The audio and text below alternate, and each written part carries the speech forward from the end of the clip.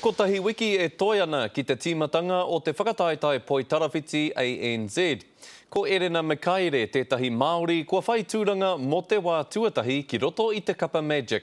I kōrero tahi rāua, kora paira tāwhai. E hara anake i te toa kirunga i te kōti, i tua atu hoki. E pirangi ana mātou mō ngā tangata katoa ki te hoatu, o ki te haramai ki te tautoko, ki te hoatu te mea nei mō te kaupapa te New Zealand Blood Service.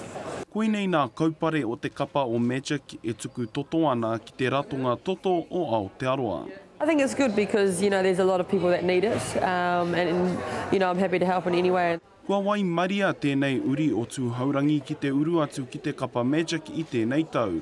Ko ia te tāroaroa o te katoa. She reminds me of a Jamaican, really unorthodox. She's got these long limbs from Africa sort of thing. And, when she does put her whole wingspan up, she's off-putting. He tauhau pea ki te whakataetai, engari he matatau ki enei mahi a te ratonga toto o Aotearoa. After giving birth, I had a lot of complications and went to surgery, and then with baby, and then when I came out, I lost losing the leaders. To recover, I had to have 2 transfusions, 2 units of blood in.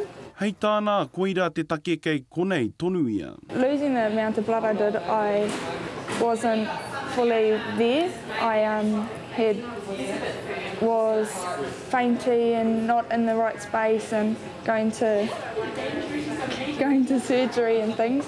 But getting the units put back in helped me recover to help me look after my child. Nā kona ko te ratonga toto o Aotearoa, tētahi o nā kai tautoko a pūtea i te kapa Magic. Ko te hiahia kia kite nā kai tautoko o te kapa nei, e āhei ana rātau ki te āwhina i te huna pēnei, ia Erena.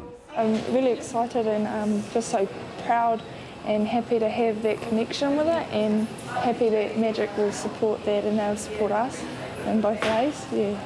Hei te rua te kau o tēnei marama, ko tā rātau tukinga tuatahi ki te kapa Steel o Murihiku. Rapara tā whai te karere.